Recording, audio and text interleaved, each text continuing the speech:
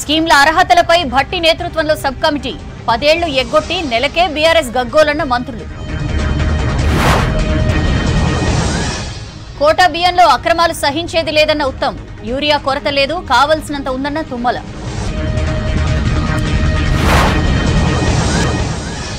రాష్ట్రంలో మరిన్ని పెట్టుబడులకు సిద్ధమన్న కోకాకోలా. బిల్ట్ ఫ్యాక్టరీ తెరవడానికి ఐటీసీ చొరవ తీసుకోవాలన్న సీఎం. ఒక్కో సెగ్మెంట్ కు 10 కోట్ల నిధులు ఇస్తామన్న రేవంత్ రెడ్డి. 5 జిల్లాల నేతలతో భేటీ. 26 తర్వాత ఇంద్రవెల్లి టూర్. రాష్ట్రంలో మెజార్టీ ఎంపీ స్థానాలు గెలుస్తామన్న కిషన్ రెడ్డి. బీఆర్ఎస్ మునిగే నావా, ఆ పార్టీ నేతలు ఆలోచించాలన్న సంజయ్. మాకేం తొందర లేదు, కాంగ్రెస్ చెప్పినవే అడుగుతామన్న ప్రశాంత్. నేతల్ని కార్యకర్తలు కలవకుండా జిల్లా లీడర్లే అడ్డుకున్నారన్న కవిత. బిల్కిస్ బానో కేసులో దోషుల శిక్ష తగ్గింపు రద్దు. గుజరాత్ సర్కార్ నిర్ణయాన్ని కొట్టేసిన సుప్రీంకోర్టు. మాల్దీవ్స్ రాయబారికి భారత విదేశాంగ శాఖ సమన్లు. మా వాళ్లదే తప్పు, అది ప్రభుత్వ వైఖరి కాదన్న ఆ దేశ మంత్రి. 10 మీటర్ల ఎయిర్ పిస్టల్లో ఒలింపిక్స్ కు ఇషా సింగ్. జకార్తా క్వాలిఫైయర్స్ లో హైదరాబాదీ షూటర్ పైచేయి. ఉగ్ర పార్టీలు పోటీ చేయకపోవడం వల్లే గెలిచామన్న హసీనా. బంగ్లాలో మళ్లీ గెలుపుపై అభినందించిన ప్రధాని మోదీ.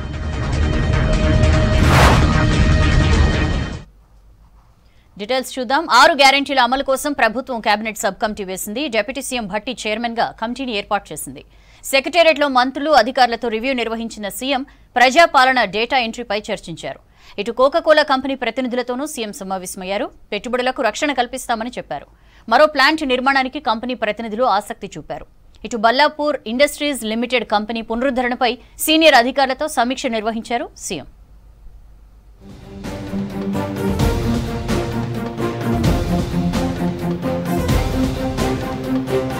నెల రోజుల సర్కారు పనితీరు, ప్రజాపాలనపై ఇవాళ సెక్రటేరియట్లో సమీక్ష నిర్వహించారు సీఎం రేవంత్ రెడ్డి. ఈ సమావేశానికి మంత్రులతో పాటు సంబంధిత అధికారులు హాజరయ్యారు. డేటా ఎంట్రీ తర్వాత అర్హుల గుర్తింపు, పథకాల విధి విధానాల ఖరారు వంటి కీలక అంశాలపై చర్చించారు. 6 గ్యారెంటీల కోసం సబ్ కమిటీని నియమించారు CM Revanth Reddy. Deputy CM Bhatti Vikramarka chairman గా కమిటీని నియమించారు. అర్హుల గుర్తింపు, 6 గ్యారెంటీలపై సబ్ కమిటీకి బాధ్యత అప్పగించారు. సెక్రటేరియట్లో కోకాకోలా కంపెనీ ప్రతినిధులతో సమావేశమయ్యారు సీఎం రేవంత్ రెడ్డి. తెలంగాణలో మరిన్ని ప్లాంట్లు ఏర్పాటు చేసేందుకు కంపెనీ ప్రతినిధులు ఆసక్తి చూపారు. రాష్ట్రంలో ఇప్పటి వరకు కోకాకోలా కంపెనీ 3,000 కోట్లకు పైగా పెట్టుబడులు పెట్టింది. సిద్దిపేట జిల్లాలోని బండ తిమ్మాపురంలో ఈ కంపెనీ తలపెట్టిన గ్రీన్ఫీల్డ్ బాండ్లింగ్ ప్లాంట్ నిర్మాణంలో ఉంది. పెట్టుబడులకు రక్షణ కల్పించడంతో పాటు పరిశ్రమల స్థాపనకు రాష్ట్ర ప్రభుత్వం తరపున సహాయ సహకారాలు అందిస్తామని భరోసానిచ్చారు సీఎం రేవంత్ రెడ్డి.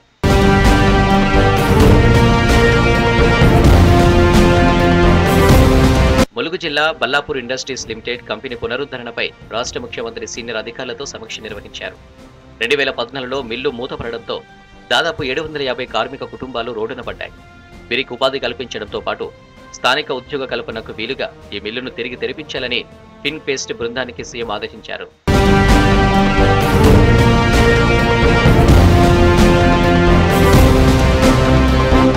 జిల్లాల కలెక్టర్లతో సీఎస్ శాంతికుమారి సమీక్ష నిర్వహిస్తున్నారు. ప్రజాపాలన దరఖాస్తుల డేటా ఎంట్రీ, ధాన్యం కొనుగోలు, సీఎంఆర్కు ధాన్యం సప్లై అంశాలపై జిల్లా కలెక్టర్లతో చర్చిస్తున్నారు. ప్రజాపాలన దరఖాస్తుల డేటా ఎంట్రీ డెడ్లైన్లోగా పూర్తి చేయాలని ఆదేశించారు. ఇటు ధాన్యం కొనుగోలుపై పలు సూచనలిచ్చారు. 6 గ్యారెంటీలపై బీఆర్ఎస్ తప్పుడు ప్రచారాన్ని ఖండించారు మంత్రులు. 100 రోజులు కూడా బీఆర్ఎస్ నేతలు ఆగలేకపోతున్నారని ఫైర్ అయ్యారు. పిచ్చిగా విమర్శిస్తే ఊరుకునేది లేదని హెచ్చరించారు. ప్రజలకు ఇచ్చిన మాట ప్రకారం 100 రోజుల్లో 6 గ్యారెంటీలు అమలు చేసి తీరుతామని ప్రకటించారు. ఇటు సివిల్ సప్లైస్ పై ఉత్తమ్, వ్యవసాయ శాఖపై తుమ్మల సమీక్షించారు. రాష్ట్రంలో యూరియా కొరత లేదన్నారు తుమ్మల.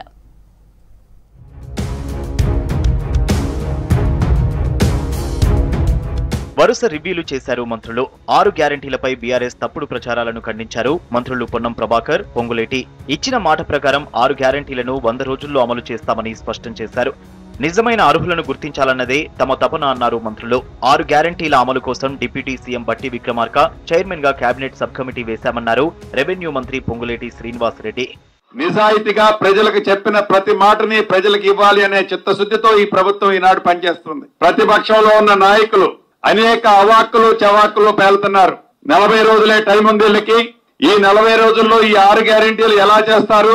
ఏ వేదికల్లో కూడా 40 రోజులు 50 రోజుల్లో చేస్తానల్లా 100 రోజులలో ఈ 6 గ్యారెంటీల్ని ప్రతి ఇంటికి అర్హులైన ప్రతి ఇంటికి చేర్చే బాధ్యత చేస్తామని చెప్పాం. 100 రోజులు బీఆర్ఎస్ ఓపిక పట్టలేదా అని ప్రశ్నించారు రవాణా శాఖ మంత్రి పొన్నం. అబద్దాల మీద గత 10 ఏళ్లు ప్రభుత్వాన్ని నడిపారని ఆరోపించారు. అసత్య ప్రచారాలు చేస్తే తీవ్ర చర్యలుంటాయన్నారు పొన్నం. పగడ్బందీగా 6 గ్యారెంటీలను అమలు చేస్తామని చెప్పారు. డేటా ఎంట్రీ తర్వాత కేబినెట్ సబ్ కమిటీలో చర్చించి విధి విధానాలు విడుదల చేస్తామన్నారు. మా ప్రభుత్వం కట్టుబడింది అభివృద్ధి, ఎన్నికల హామీల అమలు, నిరంతర ప్రక్రియ. ఒకరి ఇళ్ల నిర్మాణం జరిగేది, అప్లికేషన్ల ప్రక్రియ కొనసాగుతా ఉంది. ఇల్లు నిర్మిస్తాం.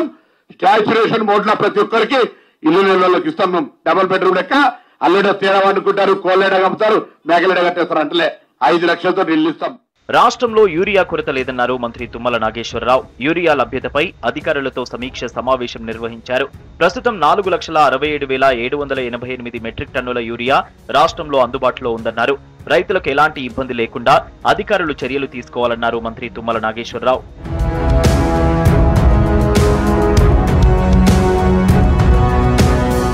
పౌర సరఫరాల శాఖపై మంత్రి ఉత్తమ్ కుమార్ రెడ్డి సచివాలయంలో సమీక్ష నిర్వహించారు. రైస్ కస్టమ్ మిల్లింగ్ అంశంపై ఉన్నతాధికారులతో చర్చించారు. ఎఫ్సీఐకి బియ్యం పంపిణీ వేగవంతం చేయాలని ఆదేశించారు. ఈ నెల 31వ తేదీలోగా లక్ష్యం పూర్తి చేయాలన్నారు. పీడీఎఫ్ బియ్యం అక్రమ తరలింపు చర్యలు తీసుకోవాలని తెలిపారు. మిల్లర్లందరూ రాబోయే రోజుల్లో 42 లక్షల మెట్రిక్ టన్నుల బియ్యాన్ని డెలివరీ చేయాల్సి ఉంటుందని తెలిపారు ఉత్తమ్.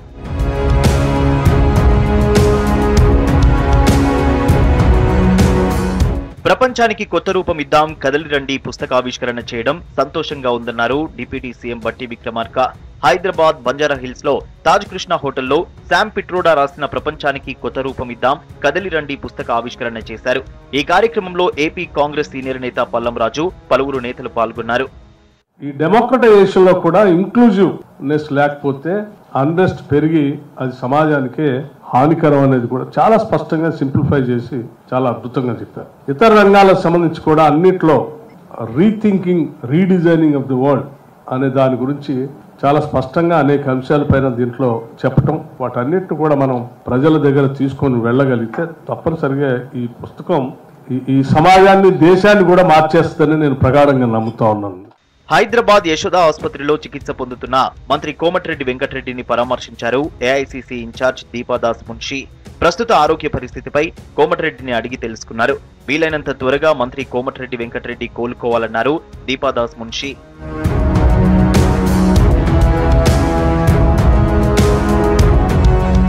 మంత్రి పొన్నం ప్రభాకర్ ఇవాళ బిజీగా గడిపారు. హుస్నాబాద్ ఎమ్మెల్యే క్యాంప్ కార్యాలయంలో పొన్నం గృహప్రవేశం చేశారు. తెల్లవారుజామున వేద పండితుల ఆశీర్వచనం మధ్య ఈ కార్యక్రమం కొనసాగింది. ఆ తర్వాత కుటుంబ సభ్యులతో కలిసి ప్రత్యేక పూజలు చేశారు పొన్నం ప్రభాకర్. ఆ తర్వాత సచివాలయంలో పొన్నం ప్రభాకర్ ను రాష్ట్ర కురుమ సంఘం నేతలు కలిశారు. కుల వృత్తుల్లో కురుమల వృత్తి అంతరించిపోతున్న సందర్భంగా కుల వృత్తిని కాపాడాలని కోరారు. పార్లమెంట్ సెగ్మెంట్ల వారీగా సమీక్ష నిర్వహించారు సీఎం రేవంత్ రెడ్డి. వచ్చే లోక్సభ ఎన్నికల్లో మెజార్టీ సీట్లలో గెలిపే లక్ష్యంగా నేతలతో సమాలోచనలు చేశారు. ఇవాళ ఆదిలాబాద్, నిజామాబాద్, మెదక్, మహబూబ్ నగర్, హైదరాబాద్ సెగ్మెంట్లపై సమీక్షించారు. సమన్వయంతో పనిచేసి లోక్సభ ఎన్నికల్లో గెలవాలని సూచించారు. నియోజకవర్గాల అభివృద్ధి కోసం స్పెషల్ ఫండ్స్ ను రిలీజ్ చేస్తామని ప్రకటించారు సీఎం రేవంత్ రెడ్డి.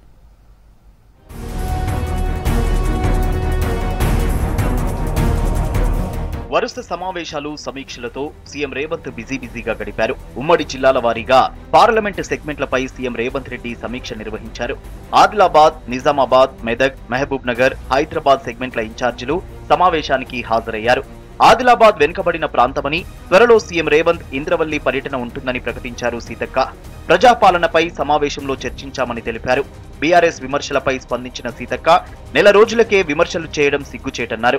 ఇటు 6 గ్యారెంటీలపై సమావేశంలో చర్చించామన్నారు Chennur MLA Vivek. Kaleshwaram back water గురించి సీఎం దృష్టికి తీసుకెళ్లామని చెప్పారు. ఒక్కో నియోజకవర్గానికి స్పెషల్ డెవలప్మెంట్ కింద 10 కోట్లు ఇస్తామన్నారు వివేక్. రేవంత్ రెడ్డి గారు ఆదిలాబాద్ జిల్లాలో ఉన్నటువంటి ఆయా నియోజకవర్గాల ఎమ్మెల్యేలు మరియు ఓడిపోయినటువంటి ఎమ్మెల్యే క్యాండిడేట్లతోటి సమావేశాన్ని ఏర్పాటు చేయడం జరిగింది. ఇన్ఛార్జి మినిస్టర్గా నాకు కూడా అక్కడ ఉన్నటువంటి బాధ్యతలను గుర్తు చేస్తూ అక్కడ ఉన్నటువంటి సమస్యలన్నీ కూడా తీసుకొని వాటి పరిష్కారానికి కృషి చేయాలని చెప్పడం జరిగింది. వారి యొక్క మొదటి పర్యటన కూడా ఇంద్రవెల్లికి రావడానికి వారు సూచనాప్రాయంగా ఒప్పుకోవడం జరిగింది. బ్యాక్ వాటర్ సమస్య సింగరేణి సంస్థది ఇమీడియట్లీ దాంట్లో అనౌన్స్ చేసి అక్కడ కార్యాచరణ తీసుకోవాలి. స్పెషల్లీ అందరు ఎమ్మెల్యేస్కి డిఫీటెడ్ ఎమ్మెల్యేస్కి ఒక్కొక్క నియోజకవర్గంకి 10 కోట్ల రూపాయలు స్పెషల్ డెవలప్మెంట్ ఫండ్ అనౌన్స్ చేయడం జరిగింది. మన ఇన్ఛార్జ్ మినిస్టర్ గారికి మీరు ప్రపోజల్స్ ఇచ్చి వారికి ఫుల్ పవర్స్ ఉన్నాయి నిర్ణయాలు తీసుకోవడానికి అని చెప్పి వారు అనౌన్స్ చేయడం జరిగింది. బీఆర్ఎస్ ఓటమి ఫ్రస్ట్రేషన్ తో అడ్డగోలు విమర్శలు చేస్తున్నారన్నారు మంత్రి కొండా సురేఖ. బీఆర్ఎస్ పాలనతో విసిగిపోయి ప్రజలు కాంగ్రెస్ ను గెలిపించారన్నారు. వచ్చే టర్మ్ కూడా తామే అధికారంలోకి వస్తామన్నారు. నిజామాబాద్ సెగ్మెంట్ పై జరిగిన సమీక్షలో ఇన్ఛార్జ్ గా కొండా సురేఖ పాల్గొన్నారు. వారానికి 2-3 రోజులు పార్టీ నేతలతో మాట్లాడతానని సీఎం రేవంత్ సమీక్ష సమావేశంలో చెప్పారన్నారు మంత్రి కొండా సురేఖ. జనరల్గా అదే ప్రజా పాలనలో వచ్చిన కార్యక్రమాలు ఏవైతే ఉన్నాయో అవన్నీ ప్రజల్లోకి తీసుకెళ్లడానికి ప్రతి ఒక్కరు కూడా కష్టపడాలి. ఇంటింటికి కూడా తిరిగి అర్హులైన వాళ్ళందరినీ కూడా లబ్ధిదారులను ఎంపికలో మీరు కూడా భాగస్వాములు కావాలి. అనర్హులను ఎవరిని కూడా మనం సెలెక్ట్ చేయొద్దు. కావాల్సినవి ఏవి అడిగినా కూడా కాకుండా మనం ప్రభుత్వాన్ని ముందుకు తీసుకుపోతాము. చెడ్డ పేరు మాత్రం ప్రభుత్వానికి తీసుకెళ్తాం. పార్లమెంట్ ఎన్నికల్లో 14 సీట్లలో గెలవాలని టార్గెట్ పెట్టుకున్నామని, ఖచ్చితంగా 12 సీట్లు గెలుస్తామన్నారు జగ్గారెడ్డి. ఉమ్మడి మెదక్ జిల్లాలో 10 నియోజకవర్గాలకు 10 కోట్ల రూపాయల నిధులు ఇస్తామని చెప్పారు. ప్రజలు ఇచ్చిన అధికారాన్ని సద్వినియోగం చేస్తున్నామన్నారు జగ్గారెడ్డి. లోక్సభ ఎన్నికలకు ఖచ్చితంగా అంటే రాష్ట్రం మొత్తంలో ఉన్న 17 సీట్లలో 12 ఖచ్చితంగా గెలవాలి, 14కు రీచ్ కావాలి. ఇది సోనియా గాంధీ, రాహుల్ గాంధీ, ఖార్గే గారి యొక్క డైరెక్షన్ని మనం అందరము మా జిల్లాకు వచ్చేసరికి మా ఉమ్మడి జిల్లాలో మాకు 2 పార్లమెంట్ ఉంటాయి. ఎట్టి పరిస్థితుల్లో మనం గెలిపించుకోవాలి అనే దాంట్లో 2 రోజుల పాటు 17 పార్లమెంటు నియోజకవర్గాలపై సీఎం సమీక్షించనున్నారు. రేపు మిగతా పార్లమెంటు నియోజకవర్గాల నేతలతో భేటీ కానున్నారు. గెలిచిన ఓడిన నేతలందరినీ సమావేశానికి ఆహ్వానిస్తున్నారు. సమన్వయంతో పనిచేసి పార్లమెంట్ ఎన్నికల్లో భారీ మెజారిటీతో గెలవాలని నేతలకు దిశానిర్దేశం చేస్తున్నారు సీఎం రేవంత్ రెడ్డి.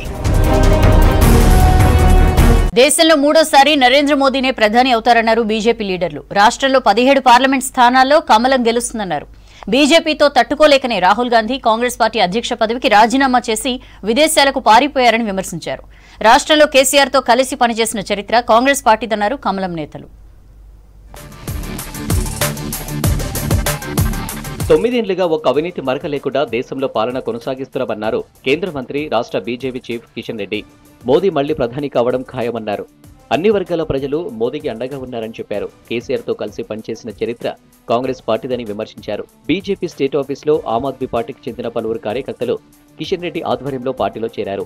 ఈ నెలలో మోదీ 2 బహిరంగ సభలు ఉంటాయన్నారు కిషన్ రెడ్డి. ప్రజలు చాలా విచక్షణతో ఆలోచన చేస్తా ఉన్నారు, చాలా చైతన్యంతో ఆలోచన చేస్తా ఉన్నారు. మోడీ గారి నాయకత్వం మళ్ళీ కావాలని రావాలని మళ్ళీ కోరుకుంటున్నారు. అది సంక్షేమ కార్యక్రమాలు కావచ్చు, ఒక రికార్డు స్థాయిలో దేశంలో జరిగినటువంటి అభివృద్ధి కార్యక్రమాలు కానీ, మౌలిక వసతుల కల్పన కానీ, మొదటిసారిగా భారతదేశము ఏ రంగంలో తీసుకున్నా, ఏ కోణంలో తీసుకున్నా ఒక నీతివంతమైనటువంటి ప్రభుత్వము, ఒక అవినీతి లేనటువంటి ప్రభుత్వము ఈరోజు మనం చూస్తా ఉన్నాం. 2వ రోజు బీజేపీ స్టేట్ ఆఫీసులో రాష్ట్ర ముఖ్య నేతల సమావేశం జరిగింది.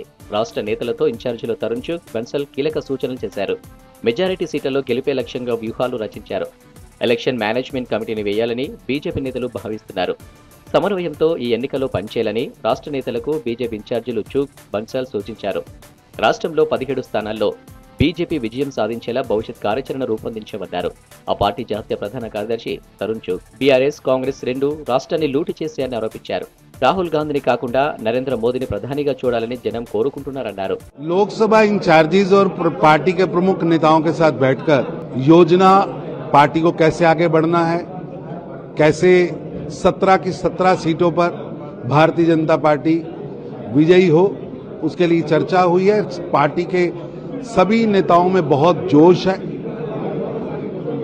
और जिस तरह से बीआरएस पहले फेल हुई, अब कांग्रेस भी फेल होने जा रही है और दोनों पार्टियों ने तेलंगाना को लूटने का काम किया. एआईएमएम के साथ मिलकर ये तीनों दल वंशवादी हैं और तेलंगाना की जनता इन्हें करारा जवाब देने चाह रही है. तेलंगाना की जनता को स्पष्ट है कि देश को राहुल गांधी नहीं, देश को नरेंद्र मोदी चाहिए, एक मजबूत नेता चाहिए। లోక్సభ ఎన్నికల కోసం సెగ్మెంట్ల వారీగా ఇన్ఛార్జీలను ప్రకటించారు party state chief Kishan Reddy. Adilabad కు పాయల్ శంకర్, పెద్దపల్లికి రామారావు పవర్, కరీంనగర్ కు సూర్యనారాయణ గుప్తా, నిజామాబాద్ కు మహేశ్వర్ రెడ్డి, జహీరాబాద్ కు వెంకట రమణారెడ్డి, మెదక్ కు పాల్వాయి హరీష్ బాబు, మల్కాజ్గిరికి పైడి రాకేష్ రెడ్డి, సికింద్రాబాద్ కు సీనియర్ నేత ఎంపీ లక్ష్మణ్, హైదరాబాద్ కు రాజాసింగ్, చేవేల సెగ్మెంట్ కు వెంకట నారాయణ రెడ్డి, మహబూబ్ నగర్ కు మాజీ ఎమ్మెల్సీ రామచంద్రరావు, నాగర్ కర్నూలు కు మారెం రంగారెడ్డి, నల్గొండకు మాజీ ఎమ్మెల్యే చిత్తల రామచంద్రారెడ్డి, భువనగిరికి ఎన్వీఎస్ఎస్ ప్రభాకర్, మహబూబాద్ కు గరికపాటి మోహన్ రావు, ఖమ్మం సెగ్మెంట్ కు పొంగులేటి సుధాకర్ రెడ్డిని ఇన్ఛార్జిగా నియమించారు కిషన్ రెడ్డి. రాష్ట్ర ప్రభుత్వం కాళేశ్వరంపై సీబీఐతో విచారణ జరిపిస్తుందా లేదా అని ప్రశ్నించారు MP Bandi Sanjay. TSPSC paper leakage విచారణ, డ్రగ్స్ కేసును ఎందుకు ఇన్వెస్టిగేషన్ చేయట్లేదన్నారు. గత రాష్ట్ర ప్రభుత్వం నిర్లక్ష్యం వల్ల ఇంటర్ విద్యార్థులు సూసైడ్ చేసుకున్నారని, దీనిపై విచారణ జరపాలని డిమాండ్ చేశారు. 317 జీవోతో ఇబ్బందులు పడుతున్న ఉపాధ్యాయుల సమస్యలు తీర్చాలన్నారు బండి సంజయ్. పార్లమెంట్ ఎన్నికల వరకు కూడా 6 లక్షల కోట్లు అప్పు చేసింది, 6 లక్షల కోట్లు అప్పు చేసింది అని చెప్పి టైంపాస్ చేస్తూ కాలం వెలుగుచ్చే ప్రయత్నం ఒక ప్లాన్ కాంగ్రెస్ పార్టీ చేస్తున్నది. కానీ ప్రజలు కాంగ్రెస్ పార్టీ యొక్క ప్లాన్ గుర్తిస్తున్నారు. మరి కాంగ్రెస్ పార్టీ ప్రజల విశ్వాసం చూరగొండాలంటే ఇప్పటికైనా కూడా మీ ప్లాన్ ఏంది? 6 లక్షల కోట్ల అప్పును ఏ విధంగా తీరుస్తారు? ఈ 6 గ్యారెంటీలను 100 రోజుల్లో ఏ విధంగా అమలు చేస్తారో మీరు చెప్పాలి. పార్లమెంటు ఎన్నికల్లో మెజారిటీ సీట్లలో గెలిపే లక్ష్యంగా వ్యూహాలు రచిస్తుంది బీజేపీ నాయకత్వం. బీఆర్ఎస్ కు గెలుపోటములు కొత్త కాదన్నారు ఆ పార్టీ లీడర్లు. వచ్చే లోక్సభ ఎన్నికల్లో అన్ని సీట్లు గెలిచేలా కార్యకర్తలు కృషి చేయాలన్నారు. గత ఎన్నికల ఫలితాలను దృష్టిలో ఉంచుకుని ముందుకు వెళ్తామన్నారు. తప్పుడు ప్రచారాలతో కాంగ్రెస్ అధికారంలోకి వచ్చిందని విమర్శించారు. సంక్షేమ కార్యక్రమాలను ఆపితే ప్రభుత్వాన్ని ఎండగడతామన్నారు బీఆర్ఎస్ నేతలు.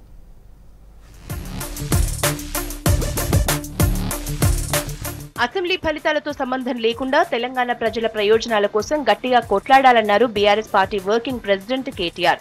లోక్సభ ఎన్నికల్లో విజయం సాధించాలన్నారు. బీఆర్ఎస్ కు ఎన్నికల్లో గెలుపు ఓటములు కొత్త కాదన్నారు. తెలంగాణ భవన్లో కేటీఆర్ అధ్యక్షతన నిజామాబాద్ పార్లమెంటు సెగ్మెంట్ పై బీఆర్ఎస్ ముఖ్య నేతల రివ్యూ జరిగింది. మీటింగ్ కు పార్టీ సీనియర్ నేతలు, ఎమ్మెల్యేలు, మాజీ ఎమ్మెల్యేలు, జిల్లా పార్టీ అధ్యక్షులు అటెండ్ అయ్యారు.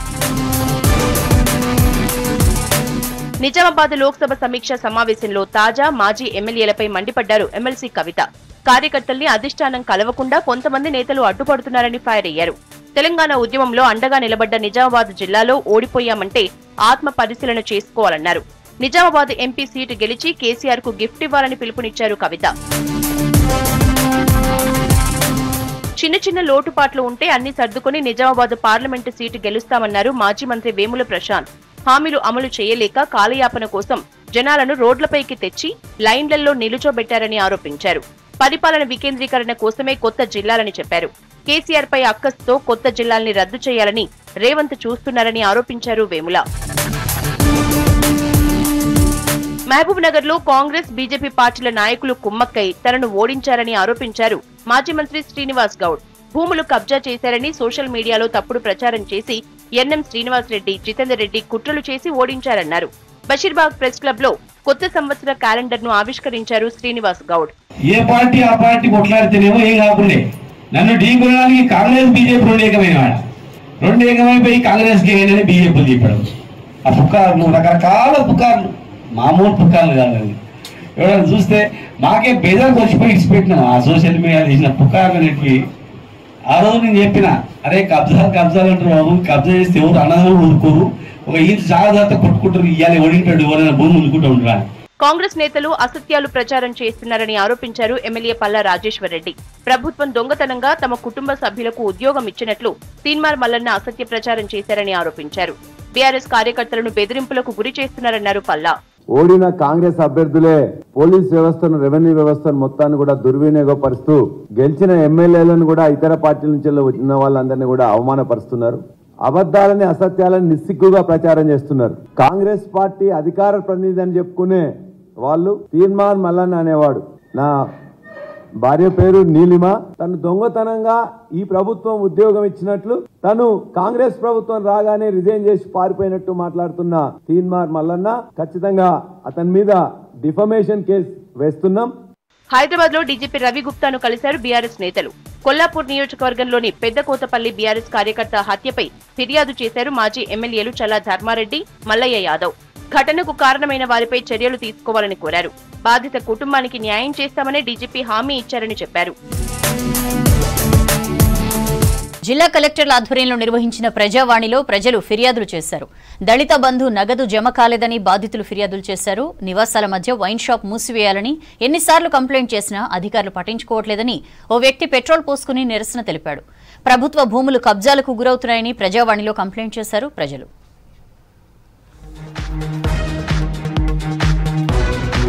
దళిత బంధు నగదు జమ కాలేదని కరీంనగర్ ప్రజావాణిలో ఫిర్యాదు చేశారు బాధితులు. హుజూరాబాద్ లో పైలట్ ప్రాజెక్టు కింద గత బీఆర్ఎస్ ప్రభుత్వం చేపట్టిన దళిత బంధు పథకం నిధులు అందలేదన్నారు. రెండో విడతలో 4000 మందికి మంజూరైన యూనిట్లకు నగదు విడుదల కాలేదని కలెక్టర్ కు కంప్లైంట్ చేశారు లబ్ధిదారులు. పైలట్ ప్రాజెక్టు కింద మాకు దళిత బంధు ఇష్యూ చేయడం జరిగింది హుజూరాబాద్ నియోజకవర్గంలో. కానీ మాకు 5000 మందికి ఇప్పటి వరకు కూడా ఇవ్వలేదు. సెకండ్ విడత మేము రేవంత్ రెడ్డి గారికి ఒకటే విన్నవించుకుంటాం, దయచేసి మా బ్యాంకులలో పడ్డ అమౌంట్ ను మాకు రెండో విడత ఇవ్వాలని ప్రాధాయపడతా ఉన్నాం. కేసీఆర్ ప్రవేశపెట్టిన ఈ 10 లక్షలలో మాకు అసలు వచ్చిన ఆ సాగంలో రెంట్లకి అయిపోయినాయి. మేము ఎట్లా బతుకుతాం? మాకు బతుకు లేకుండా అయిపోయింది. ఇప్పుడు అప్పులు తీసుకొచ్చి రెంట్ కట్టుకునే పరిస్థితి. ఇక అంటే కలెక్టర్ ఆఫీస్ ఏ 10 సార్లు వచ్చినా కానీ రాలేదు. ఇక రాకుండా ఇక ఊకుంటున్నాం. ఇప్పుడన్నా రేవంత్ రెడ్డి మాకు కొంచెం సహాయపడ్డట్టుగా మాకు అందరికి కూడా జర ఇచ్చేటట్టుగా మేము చేయమంటున్నాం అంతే. కరీంనగర్ కలెక్టరేట్ ప్రజావాణిలో సమస్యలు చెప్పుకునేందుకు క్యూ కట్టారు జనం. జిల్లాలోని గాంధీ రోడ్ లో ఏర్పాటు చేసిన బ్రాండీ షాప్ పై ఫిర్యాదు చేసినా పట్టించుకోవడం లేదని అశోక్ అనే వ్యక్తి పెట్రోల్ పోసుకుని నిరసన తెలిపాడు. లాస్ట్ మంత్ వచ్చినాం, మేము వస్తే మేడము ఓకే చేస్తాము అని అన్నది. 40 మంది ఉండగాలని తీసుకొచ్చి వైన్స్ ఓపెన్ చేపించిండు. మేము పోయి అడిగితే మా మీదికి దొబ్బుకుంటా, మా మీదికి తిట్టుకుంటా, పోలీసులు ముంగట పెట్టుకొని మమ్మల్ని మీరు ఏం చేసుకుంటారు మీరు చేసుకోండి అది అని చెప్పి మమ్మల్ని ఈ విధంగా చేస్తున్నాడు. అక్కడ ఒక 100 కుటుంబాల దాకా ఉన్నాయి, వర్కర్స్ ఉంటారు, అమ్మాయిలు. కానీ వాళ్ళతోనైతే మస్తు ప్రాబ్లం అవుతుంది సార్. ఆల్రెడీ వాళ్ళంతా తీసుకొచ్చిండు, దించిండు. 40 మంది గుండాగాలను పెట్టి ఓపెన్ చేసేటోళ్ళే మేము వద్దని లొల్లి చేస్తే ఆగింది సార్. దళిత బంధు పథకాన్ని గత పాలకులు పూర్తిగా ఇవ్వకుండా నిర్లక్ష్యం చేశారని ఖమ్మం ప్రజావాణిలో కలెక్టర్ కు కంప్లైంట్ చేశారు లబ్ధిదారులు. 10 లక్షలకు 5 లక్షలే అందాయన్నారు. అకౌంట్ లో నుంచి నగదు భారీగా కట్ అయిందని ఆవేదన వ్యక్తం చేశారు. అధికారులకు తెలిపినా స్పందించట్లేదన్నారు దళిత బంధు బాధితులు. దళిత బంధు అనేది చింతకాని మండలంలో పైలట్ ప్రాజెక్ట్ ఎంపిక చేయడం జరిగింది. కొంతమందికి గ్రౌండింగ్ పూర్తయింది, కొంతమందికి గ్రౌండింగ్ పూర్తి కాలేదు. కొంతమంది 10 లక్షలలో 5 లక్షలు వచ్చాయి, 5 లక్షలు రాలేదు. కొంతమంది అకౌంట్ లో నుండి కట్టాయి. అవి అధికారులు అడిగితే ఏం చెబుతున్నారు, మాకు సంబంధం లేదని చెబుతున్నారు. కొంతమంది నిర్లక్ష్యం వల్ల అంత ఫిల్ అవ్వలేదు అన్నట్టు. 10 లక్షలకి 10 లక్షలు చాలా మందికి అవ్వలేదు. ఎలక్షన్ మూమెంట్ కల్లా వస్తాయన్నారు, ఎలక్షన్ నోటిఫికేషన్ అయిపోయింది, తర్వాత వస్తాయన్నారు. మీ డబ్బులు మీకే ఉన్నాయి, అడిగిపోలేదు అన్నారు. అకౌంట్ లో చూస్తేనే డబ్బులు లేవు మా దగ్గర. మేము ఎవరిని అడగాలో మాకు అర్థం కావట్లేదు. మేడ్చల్ మల్కాజ్గిరి కలెక్టరేట్ లో జవహర్ నగర్ లోని ప్రభుత్వ భూములను కబ్జా చేస్తున్నారని ప్రజావాణిలో ఫిర్యాదు చేశారు బీఆర్ఎస్ నేతలు. కోట్ల రూపాయల విలువ చేసే 5 ఎకరాల ప్రభుత్వ భూమిని బీఆర్ఎస్ మేయర్ మేకల కావ్య అక్రమంగా ఆక్రమించారని కంప్లైంట్ చేశారు. అధికారులకు ఫిర్యాదు చేస్తే ఇంటికొచ్చి బెదిరిస్తున్నారని బీఆర్ఎస్ మేయర్ కావ్యపై సొంత పార్టీ కోఆప్షన్ సభ్యురాలు ప్రజావాణిలో కంప్లైంట్ చేశారు. That's all for now. Stay tuned.